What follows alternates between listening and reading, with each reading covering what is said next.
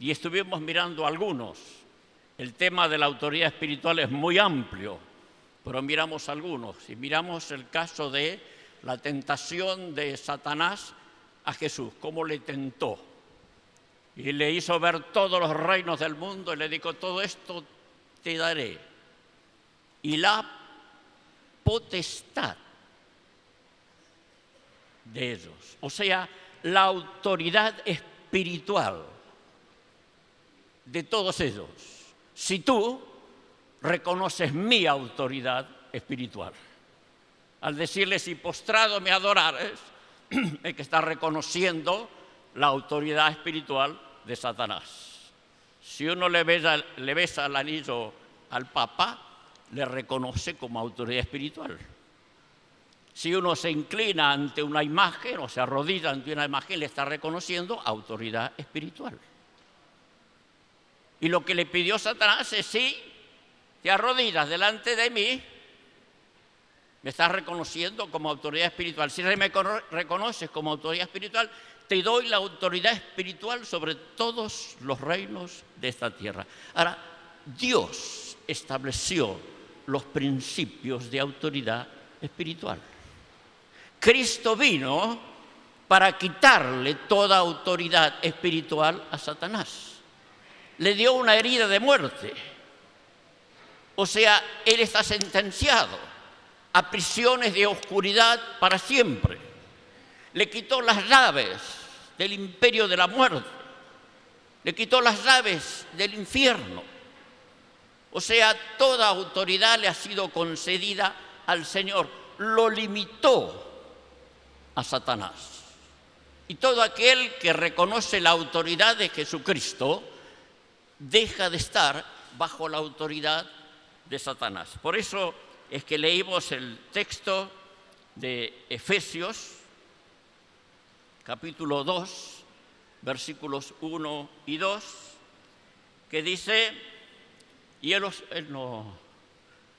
no hay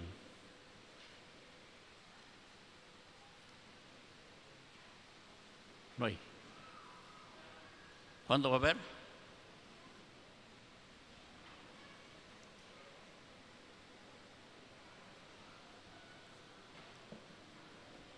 Bueno, de paso hacemos el pedido formal en esta mañana para poder tener los textos en la pantalla.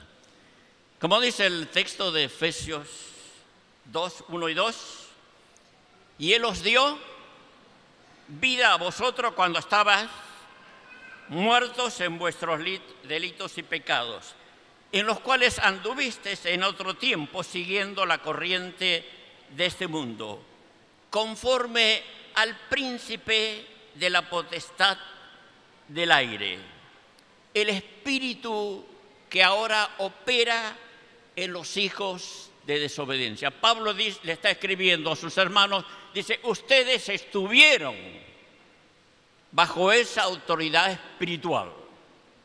Ustedes corrían de esa manera.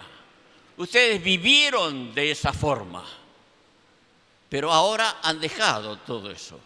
Desde el momento que uno se convierte, se pone bajo el gobierno de Jesucristo, deja de estar bajo el gobierno de Satanás. Con la obra de Jesucristo en la cruz, la autoridad de Satanás quedó completamente limitada. Solo puede operar en los hijos de desobediencia. Solo puede operar en los hijos de desobediencia. O si uno le da lugar. Si uno entra en ese espíritu de los hijos de desobediencia, le está dando lugar en la vida de uno. Jesús sabe que el diablo es una autoridad espiritual. Y la misión de Jesucristo fue quitarle toda autoridad y que todo vuelva a estar bajo el gobierno del Padre. Cuando Jesús entró en gloria triunfante después de la resurrección, el Padre le dio toda autoridad, todo poder y señorío, y le dio un nombre que es sobre todo nombre. Y Jesucristo gobierna hasta que todo sea puesto debajo de sus pies. 1 Corintios capítulo 15.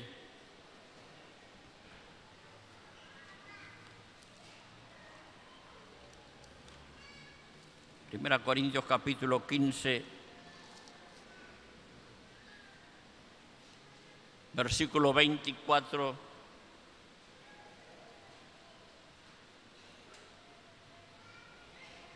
Primera Corintios 15, 24 dice: luego el fin, cuando entregue el reino al Dios y Padre, cuando haya suprimido todo dominio, toda autoridad y potencia, porque es preciso que Él reine hasta que haya puesto ¿a cuántos? A todos sus enemigos. ¿En qué lugar? Y el último enemigo, el postrer enemigo que será destruido es la muerte, porque todas las cosas las sujetó debajo de sus pies. Y cuando dice que todas las cosas han sido sujetadas a Él, claramente se exceptúa, o sea, a Dios, aquel que sujetó a Él todas las cosas. Pero luego que todas las cosas le estén sujetas, entonces también el Hijo mismo se sujetará al que le sujetó a Él todas las cosas, para que Dios sea todo en todos. El Padre le dio toda autoridad a Jesucristo, todo bajo sus pies. ¿Hasta cuándo? Hasta que todo poder, todo dominio, toda autoridad, todo quede debajo de los pies de Jesucristo. Cuando llegue ese momento, ahí le va a entregar al Padre, y aún el mismo Hijo se va a poner bajo la autoridad del Padre. Como vimos hasta aquí, todo responde a principios espirituales. No somos un grupo que tenemos mandamientos fríos: no hagas esto, no hagas aquello, haz esto, haz lo otro. Todo mandamiento, toda enseñanza tiene un contenido espiritual, por el cual tenemos que nosotros leer con detenimiento, y nuestra obediencia a los mandamientos tiene que ser una obediencia inteligente. No obedezco porque hay que obedecer, no lo hago porque hay que hacerlo, lo hago porque entiendo que hay un principio espiritual establecido de parte de Dios. Y entonces pusimos un ejemplo allí. El ejemplo que pusimos fue la autoridad espiritual de los padres sobre los hijos. El que está bajo autoridad de Jesucristo, dijimos, reconoce autoridad espiritual y actúa con autoridad espiritual. El que está bajo Jesucristo, reconoce autoridad espiritual y actúa con autoridad espiritual. Y hablamos de la crianza de los hijos y dimos algunos principios espirituales que tenemos que tener en cuenta. El primero es tener la certeza de que Dios nos respalda como padres. Dios respalda tu autoridad sobre tus hijos. Cuando tú hablas a tus hijos, Dios te está respaldando. Y lo más importante es tener en cuenta esto. No solamente somos padres porque hemos engendrado o adoptado, somos padres también porque Dios nos respalda en nuestro trabajo, en la paternidad espiritual. Y esto tiene que ser claro en nosotros. Tenemos que creer lo que es así, que Dios lo ha establecido para poder hacer bien a nuestros propios hijos. Debemos tener una profunda confianza en el respaldo de Dios en nuestro trabajo con los hijos. Lo segundo que dijimos es, no se debe tener temor a los hijos. O sea, hay que enfrentar toda situación, por más difícil o por más grave que sea, tenemos que enfrentarla. No la podemos eludir, no podemos cerrar los ojos, no podemos ignorarla. Hay que enfrentarla. Y dijimos que hay que enfrentarla con paz, con amor, con firmeza y con la guía del Espíritu Santo. Toda situación con nuestros hijos hay que enfrentarla con paz, amor, firmeza y la guía del Espíritu Santo. Toda situación, por más difícil que sea con nuestros hijos, hay que enfrentarla con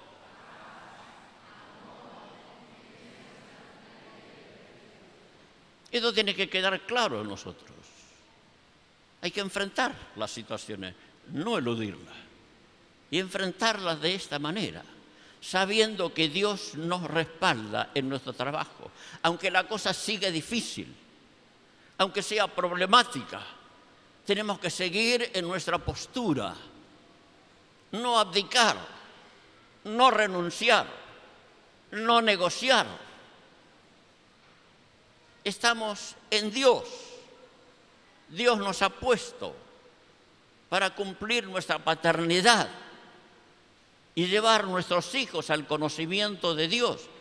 Nuestra mayor gloria como padre es que nuestros hijos lleguen a sentarse al lado nuestro a participar de la cena del Señor juntos. Amén. Y todos tenemos que procurar eso. Pero hay principios espirituales que Dios ha establecido y no podemos ignorarlo. Lo tercero es que la oración por los hijos no es un rezo. Muchas veces rezamos nosotros. No solo los católicos rezan, nosotros también rezamos. Tendrías que grabarte las oraciones, a ver si dentro de un año sigues orando de la misma manera. Y ya, me acuerdo, éramos chicos, y había un hermano que se levantaba a orar en la reunión, y ya, como chicos, ya nos codiamos y ya sabíamos lo que iba a decir. Ahora dice, sentado con juicio cabal. Y así oraba. Y acá estamos, Señor, sentado con juicio cabal. Y todas las veces que se levantaba a orar, y ya conocíamos la oración, y ya sabíamos todo lo que iba a decir en la oración. Y la oración parece que se convierte en un rezo. Hermano, la oración por nuestros hijos no puede ser un rezo. No puede ser una oración porque hay que cumplir, hay que orar, y Señor, bendice a mis hijos. Es más que eso. Es una guerra espiritual sobre el gobierno, sobre la vida de nuestros hijos. ¿Quién va a gobernar sobre ellos? Es algo espiritual la oración. Estamos orando ahí en nuestra casita, sea un palacio o sea un ranchito. No importa para Dios. La oración llega al trono de Dios. Y nuestra oración es una batalla espiritual para que Cristo sea el soberano sobre la vida de nuestros hijos. Amén. Y dijimos, ¿hasta cuándo hay que orar? Porque la Biblia dice de orar sin desmayar. ¿Y qué significa orar sin desmayar? Dijimos, orar siempre. Orar hasta la última hora de nuestra vida. Orar hasta el último minuto de nuestra vida. Y ahí fue cuando le pregunté si ustedes creían en las oraciones de los muertos. No orar por los muertos, sino las oraciones de los que ya murieron. Y dijimos, la oración no muere. La oración no caduca. Las oraciones permanecen en la presencia del Padre. Amén. Nosotros pasamos, pero nuestras oraciones quedan. Y si has tenido padres cristianos o abuelos cristianos y oraron por tu vida, puedes estar seguro que esas oraciones están delante del trono de Dios. Y tus oraciones están delante del trono de Dios. Nuestras lágrimas son recogidas en la redoma de Dios. ¿Y qué pensamos? Que en algún momento dice, bueno, cambiemos de lágrima, tiremos esa a la basura. En el cielo no hay basura. Es el perfume. Las oraciones de los santos es el perfume que se levanta a la misma presencia de Dios. Para Dios es grato olor las oraciones de los santos. Bendito sea nuestro Dios. Amén. Bendito sea Él.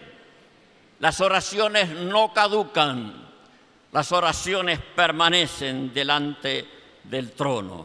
Las oraciones que hicieron sobre ti están siempre y siguen vigentes.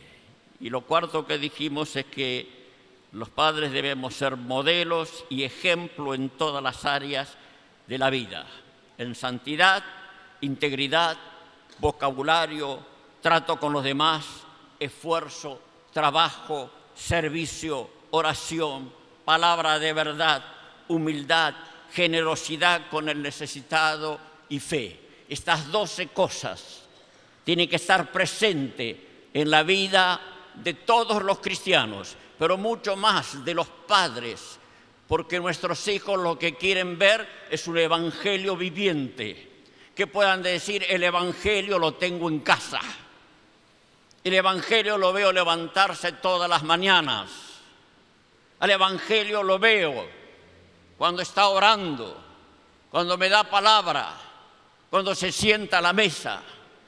Y lo que quieren ver nuestros hijos es ver el evangelio viviente. Lo peor, lo que revienta a los hijos son los padres hipócritas. Cuando son una cosa en la reunión, cuando son una cosa orando en el grupo, pero después en su vida secular son otras diferentes. Yo lo he visto de joven, de jovencito. ¿Cuántos jóvenes se apartaron de la iglesia por la hipocresía de sus padres? Y hay congregaciones que quedaron vacías, quedaron solamente con un grupo de viejitos por la hipocresía que se estaba viviendo. El Señor ha venido para sanarnos y para que seamos íntegros, seamos siempre la misma persona. En la reunión, en el grupo, en casa, en el trabajo, en el vecindario y en todas partes seamos la misma clase de persona. Amén. El evangelio viviente tiene que ser papá y mamá. No son inmaculados. No somos perfectos en todo sentido. Nos equivocamos, cometemos errores, fracasamos. Pero tenemos la oportunidad de enmendar, de cambiar, de pedir perdón, de cambiar en nuestras vidas, de reconocer ante nuestros hijos o cuando ellos mismos nos reclaman algo, escucharles y estar atento a la voz de nuestros hijos. Bueno, hasta ahí llegamos. El repaso del domingo pasado.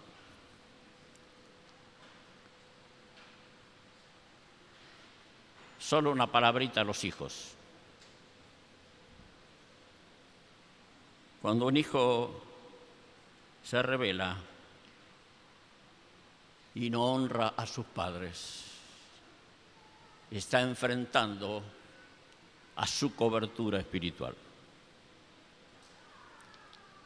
Y quiero decirte que esto es serio. No es poca cosa delante de Dios que un hijo se rebele y no honre a sus padres. De los 10 mandamientos, hay uno solo que tiene promesa y que dice, ¿para qué? Honra a tu padre y a tu madre para que te vaya bien. Honra a tu padre y a tu madre para que te vaya bien. No es poca cosa que Dios lo diga. Que Dios le diga a los hijos: honra a tu papá y a tu mamá, porque yo te voy a estar mirando. Y si honras a tu papá y a tu mamá, yo me comprometo, yo pongo el trono en juego, yo estoy seguro, te va a ir bien en la vida. Es palabra de Dios. Amén. Es palabra de Dios. Honra a tu padre y a tu madre.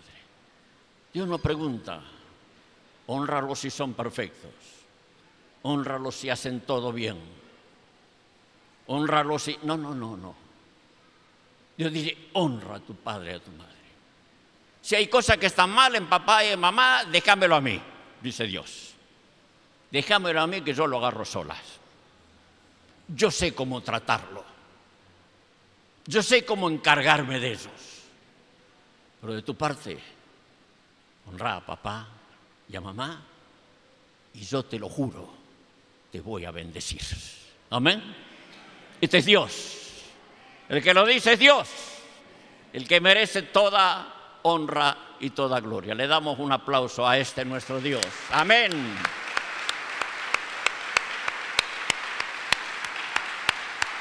Sí, Padre. A ti, Padre.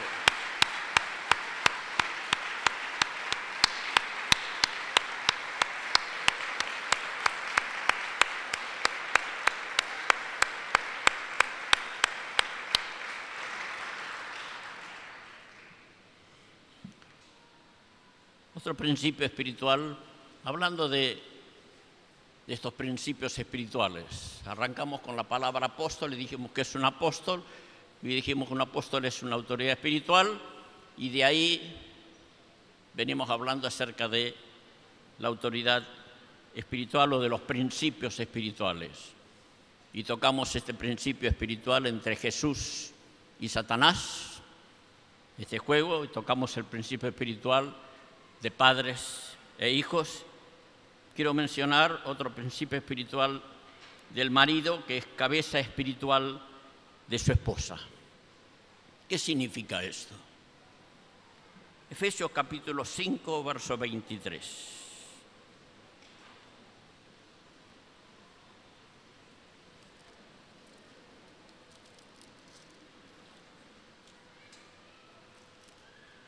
Efesios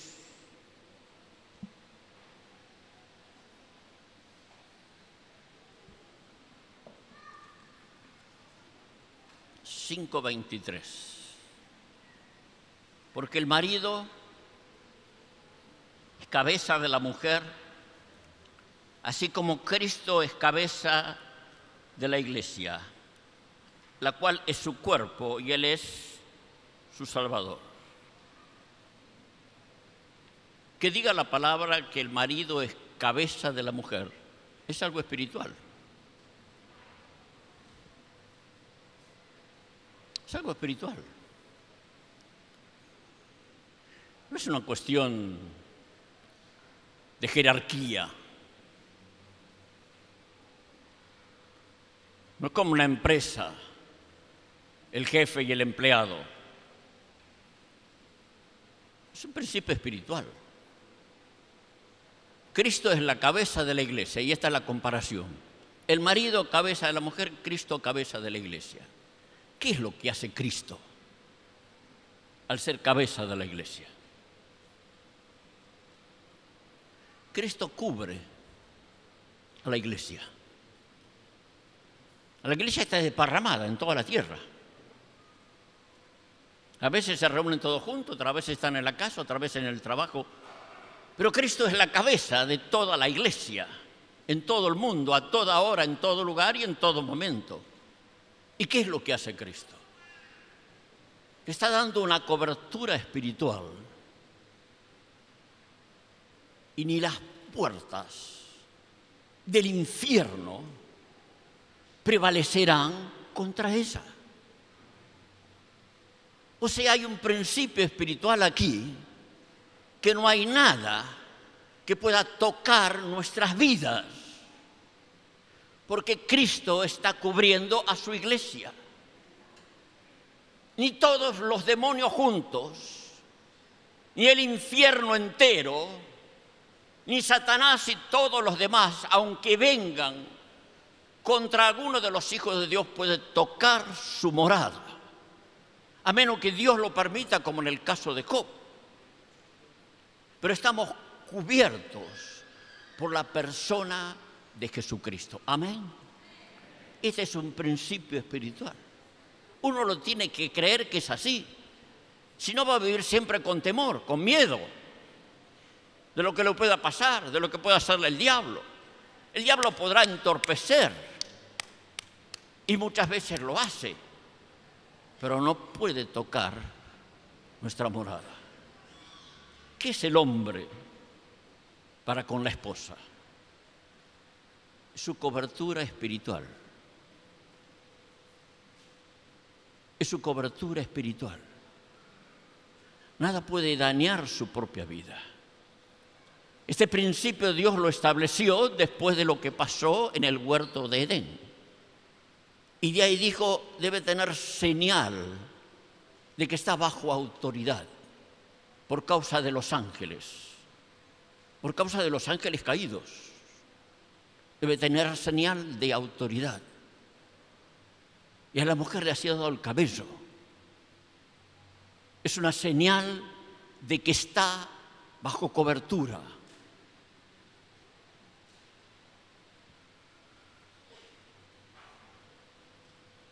Difícilmente se va a ver una mujer pelada.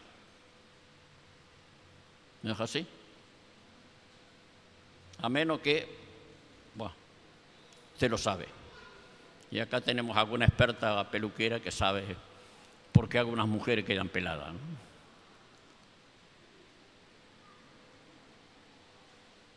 Pero hombres pelados, bueno, de acá se ve mejor que de ahí abajo. A veces me encandilan algunos.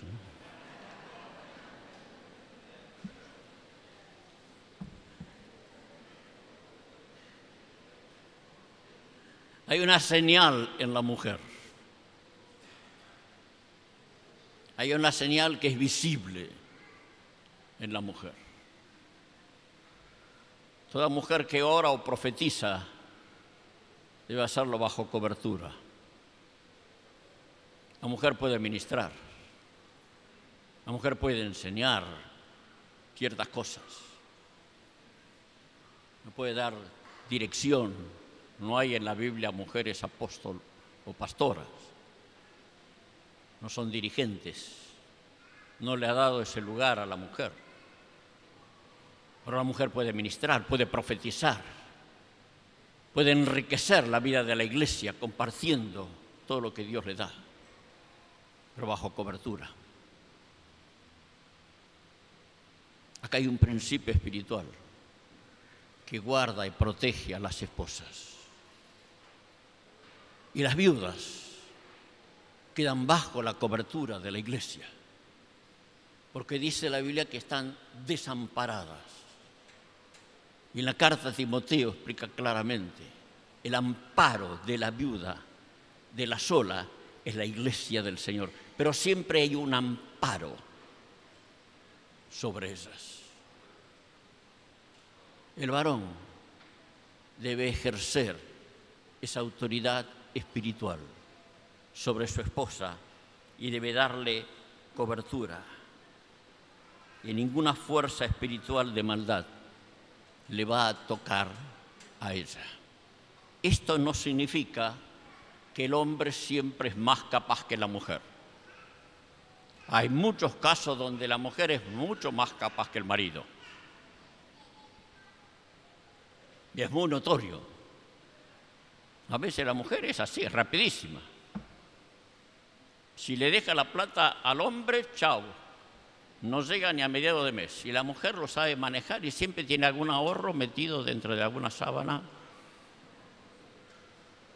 ¿Cómo hiciste, querida? Muchas veces la mujer tiene más capacidad que el hombre. En algunos casos uno contempla a alguna pareja y dice, ¿cómo esta mujer se casó con este tipo? Se casó con semejante salame. La capacidad, la gracia que tiene esta mujer. Pero acá la pifió y la pifió. Y pasa así. ¿Se acuerdan de un caso bíblico? Nabal y Abigail. Una mujer sabia, mujer prudente, dice la Biblia. Y el marido, necio. Necio. Y hay hombres que son necios. Es cierto. Ahora no todos. Gracias a Dios. Pero no se trata de capacidad. No se trata de gracia. Se trata de un principio espiritual. Y si la mujer reconoce su cobertura espiritual, Dios la va a honrar y va a seguir creciendo espiritualmente esa mujer.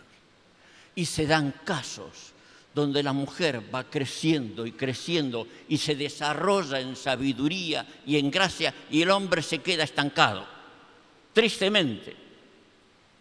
Pero la mujer aprendió que honrar a su marido es aquí adentro. No lo menosprecia a su marido.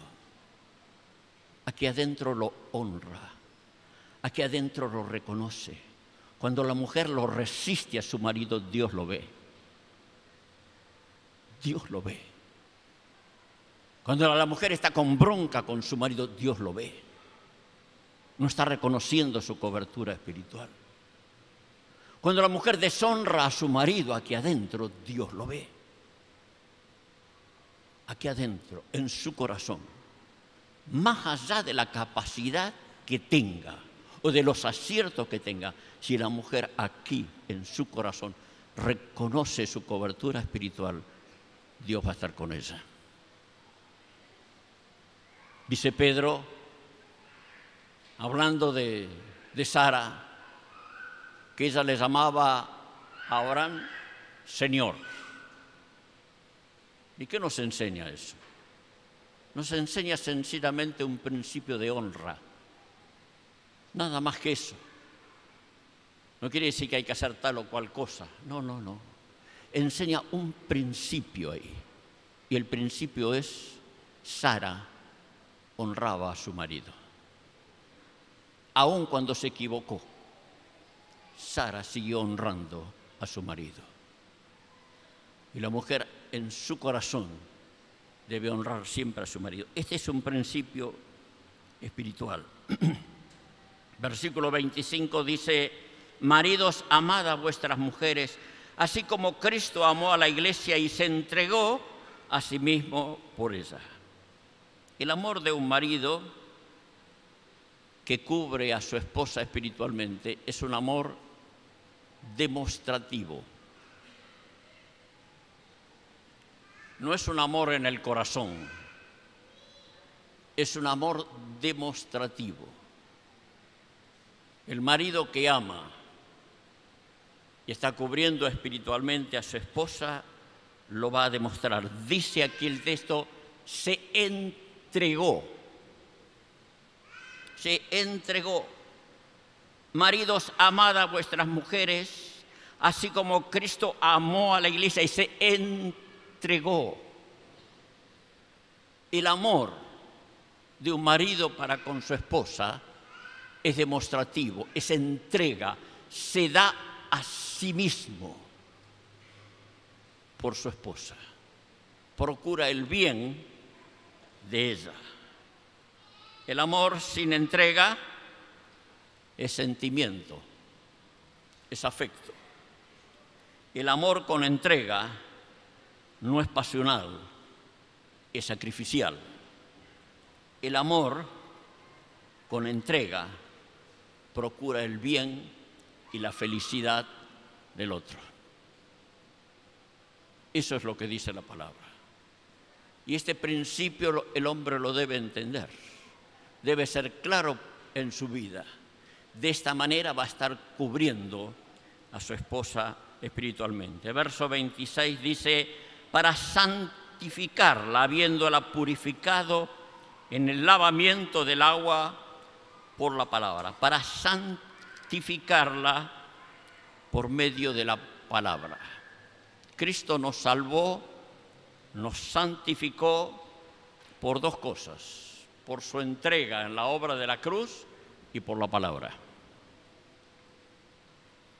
Son las dos cosas que llegaron a nuestra vida. Llegó la obra de Cristo, la aceptamos por fe, pero nos llegó la palabra.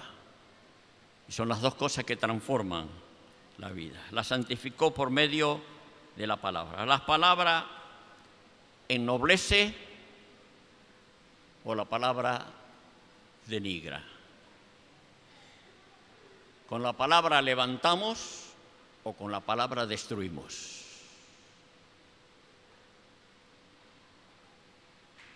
Y lo que Dios quiere de todo marido es que con sus palabras levante, honre, estimule, bendiga, santifique a su esposa. Amén. Es un principio establecido por Dios. Bueno, solo quise mencionar algunas áreas de autoridad espiritual, como vimos hasta aquí, la confrontación de Jesucristo con Satanás, el respaldo de Dios a los padres, la cobertura de amor del marido sobre su esposa, la protección, la seguridad que le brinda. Un punto más sobre esto de la autoridad espiritual. Dice en Hebreos capítulo 13, verso 17, obedeced a vuestros pastores y sujetaos a ellos, porque ellos velan por vuestras almas como quienes han de dar cuenta. Aquí está hablando de otro principio espiritual. Obedeced a vuestros pastores, sujetaos a ellos, porque ellos velan por vuestras almas. ¿Qué es esto de velar por el alma? ¿Qué es velar por el alma?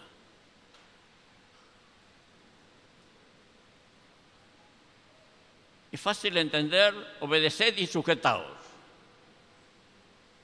Pero después dice, porque ellos velan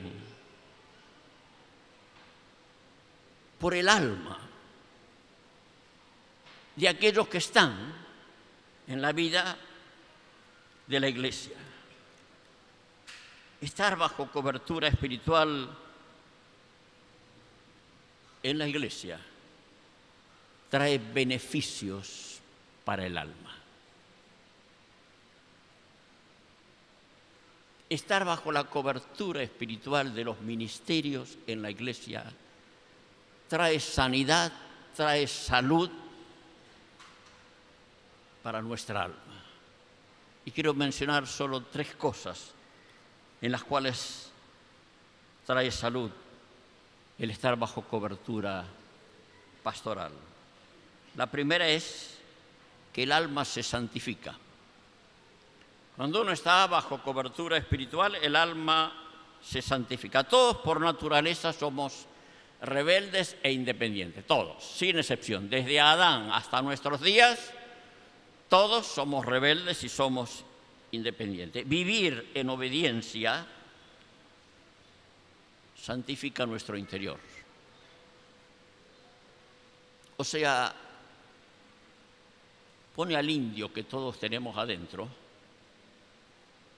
en caja. Todos tenemos un indio ahí adentro, ¿no? O una india. Algunas se nota la india, ¿eh? A veces es bella mezcla de diosa y a veces más mezcla de pantera. Pero ahí está, la india o el indio. Y todos tenemos el indio adentro. Y el indio quiere rebelarse, el indio quiere salir, el indio quiere hacer de las suyas. Y dice, obedeced, sujetaos, ellos velan. El estar bajo cobertura espiritual santifica nuestra alma. El estar bajo cobertura espiritual agrada a Dios. ¿Se acuerdan del caso de David y Saúl? David no se atrevió a levantar la mano contra el rey Saúl. ¿Por qué? Porque dijo, es el ungido de Jehová. Se sujetó, guardó su lugar, no levantó su mano contra él. ¿Y qué pasó? Dios lo honró. Dios lo honró. Estar bajo cobertura espiritual agrada a Dios, santifica el alma, agrada a Dios. Y en tercer lugar, estar bajo cobertura espiritual nos ayuda a entender los misterios de Dios. ¿Y cómo lo sé? Y sencillamente lo sé porque ningún corazón duro tiene revelación de Dios. No he visto a alguien de corazón duro que tenga revelación de Dios. El corazón sensible, quebrantado, humilde, es el que entiende las profundidades de Dios. Hermanos, estar sujetos es algo espiritual. El que está sujeto, como dijimos de la mujer, lo sabe aquí adentro. Acá lo sabe. Y Dios también lo sabe. Sabe si es rebelde, si es independiente o si es sujeto, íntegro, noble, sincero, sin doblez. Que eso afecta la vida, afecta el futuro y afecta la familia. Cuando alguien no es sincero, cuando no es noble, cuando vive con doblez, hay algo que está afectando su vida y va a afectar su descendencia. Va a afectar a su familia. Por eso es tan importante nuestra vida interior y lo que pasa aquí adentro de todos nosotros. Muy bien, dijimos que el apóstol es una autoridad espiritual y en segundo lugar dije que iba a decir dos cosas del apóstol. El apóstol es un guardador, un defensor, un custodio de la doctrina. Leyendo las cartas apostólicas, nos damos cuenta del celo que tenían los apóstoles por la doctrina del Señor. Y la pregunta es, ¿por qué tanto celo? Uno lee las cartas apostólicas y hay un celo por la doctrina continuo.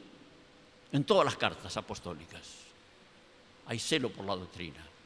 Y uno dice, ¿por qué tanto celo por la doctrina? Sencillamente porque un pequeño desvío termina en un gran desastre. Un poco de levadura leuda toda la masa. Y por eso hay tanto celo por la doctrina en las cartas apostólicas. Solo que hay que sentarse a leer las cartas del apóstol Juan, o la del apóstol Pedro, o del apóstol Santiago, o del apóstol Judas, o del apóstol Pablo. Y en todas las cartas, sin excepción, encontramos doctrina, o sea, enseñanza, y encontramos corrección, continuamente. Y si hay un trabajo que debe hacer aquel que ha sido reconocido en un ministerio apostólico, es cuidar la doctrina, es cubrir, es corregir cualquier desvío que pueda haber y enseñar lo que es la doctrina apostólica, la doctrina que hemos recibido una vez y mantenernos firmes en esa enseñanza. Es lo menos que se pueda pedir de alguien que tenga un ministerio apostólico, que sepa poner la plomada. Y continuamente. Si usted va a Villa Voz, a Billinghurst, va a encontrar muchas casas edificadas por italianos que se olvidaron de traer la plomada de Italia. Y usted va a encontrar paredes que están así, la plomada no existía. Y usted mira, se para en la línea, ahí, y uno ve las casas, cómo entran y salen, y cuántos se metieron un poquito más en el terreno del vecino. O sea, es una zona... Y en Santa Teresita lo va a encontrar también, porque lo de la familia italiana somos así, más dale, es lo mismo. Sé igual, como decía Minguito. En las cosas del Señor hay que poner la plomada. Y los profetas hablan de poner la plomada, de revisar continuamente lo que estamos edificando. Vamos a edificar conforme la palabra del Señor. Vamos a edificar conforme la revelación del Señor, continuamente. Amén. Bueno, sigamos con el estudio de Colosenses, si no nos va a agarrar acá el milenio. Como dice el texto, Pablo, Colosenses 1, Pablo, ¿qué más? ¿Y qué sigue? Apóstol de. Dice apóstol de. No dice Pablo apóstol, punto. Apóstol de. Y qué importante que es este de. Que no sea apóstol y nada más. Hoy hay tarjetas donde dice Roberto Pérez García, apóstol, punto. Pablo, aunque no era casado, había aprendido a firmar de. Pablo, apóstol de. Este de es de mucha importancia. Es de mucha importancia. Porque está diciendo, soy apóstol, pero apóstol de alguien. Respondo a alguien. Y todos, sin excepción, deberíamos decir lo mismo. Fulano de tal, como dice otras veces Pablo, siervo de. Siervo de. ¿Por qué no lo decimos todos juntos? O sea, cada uno dice su nombre completo y dice de Jesucristo. Yo voy a decir Natalio Ángel Negro, siervo de Jesucristo. Y usted va a decir su nombre completo, siervo de. ¿Está bien? A la cuenta de 3, entonces todos vamos a decir nuestro nombre completo, siervo de Jesucristo. 1, 2, 3. Natalio Ángel Negro, siervo de Jesucristo. Amén. Y es mucho gusto para nosotros poder decir, soy siervo de Jesucristo. Amén. A ver, preguntarle al que está al lado tuyo, aunque sea un niño, a ver si él puede decir todo su nombre completo y decir siervo de Jesucristo.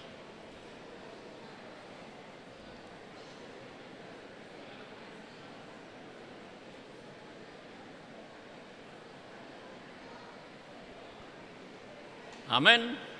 Natalio Ángel Negro, siervo de Jesucristo. Amén.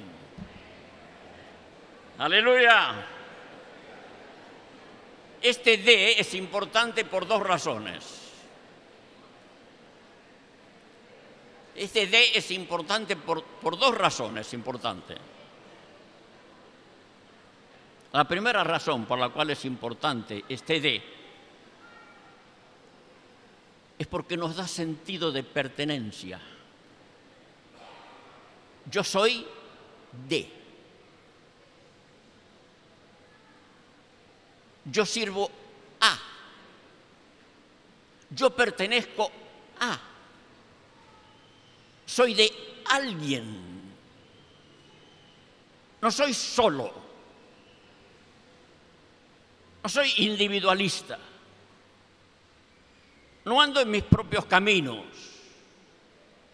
Por eso es tan importante este de.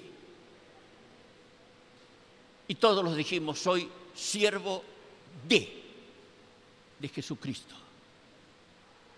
Y estamos bajo su autoridad espiritual. Este de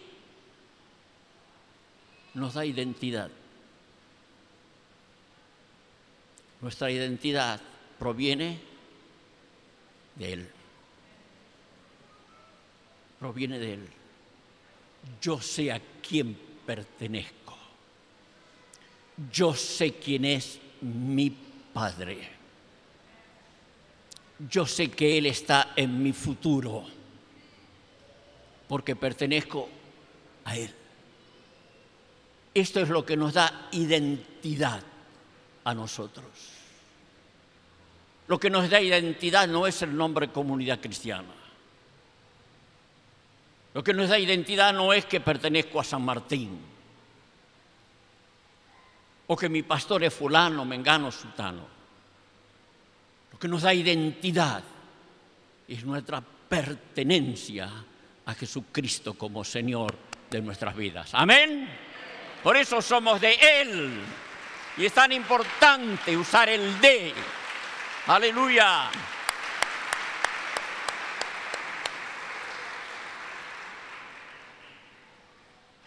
Hermano,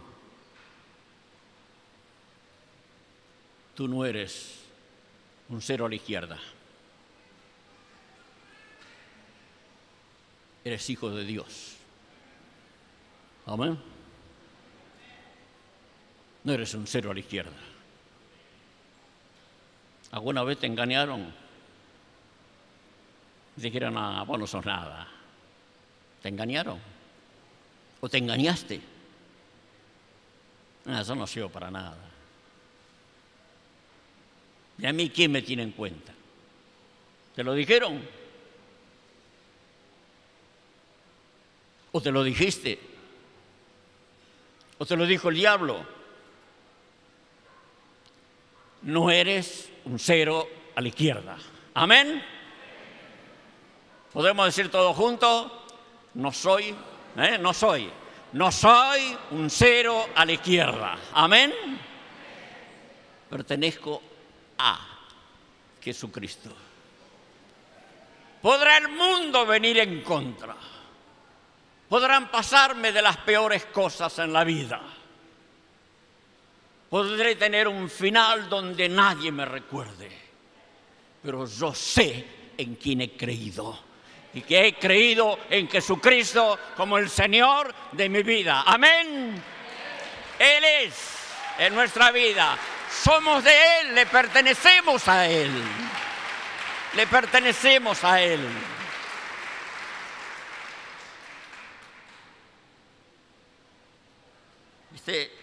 Lo segundo en importancia de este de, lo primero es que nos da sentido de pertenencia, identidad. Y lo segundo es que no soy mío. No soy mío. No me pertenezco. Al ser de, tengo a alguien a quien rendirle cuenta. Amén. El ser de me da identidad, pero el ser de también le pertenezco. No soy independiente. Si hay alguno que es independiente, perdió.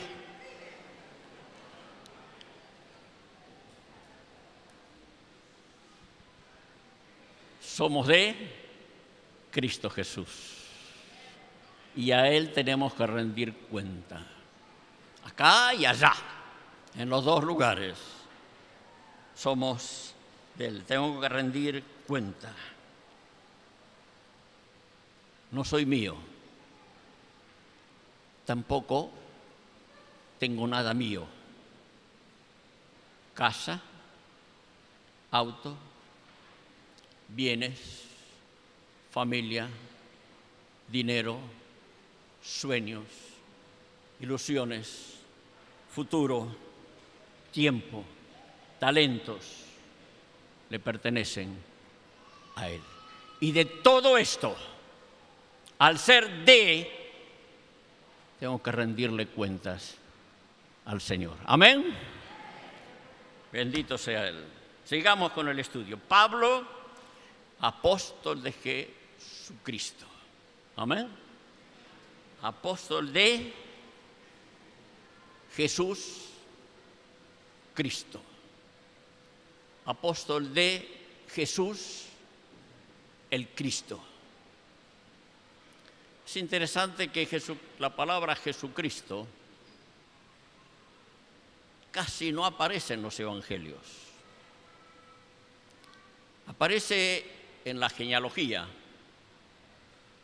de Mateo, de Marcos y de Juan, cuando dice genealogía de Jesucristo. Pero después ni aparece en los evangelios. Aparece 2 veces más en la carta de Juan. Una es usada por Jesús. San Juan 17, cuando dice que te conozcan a ti, al único Dios verdadero, y a Jesucristo, a quien has enviado. Y esta carta fue escrita como 60 años después de la resurrección y ascensión de Cristo. No aparece casi en los evangelios, pero del libro de los Hechos para adelante, continuamente se comienza a usar la palabra Jesucristo. Era Jesús en los evangelios. Y estaba la disputa, ¿es el Cristo o no es el Cristo?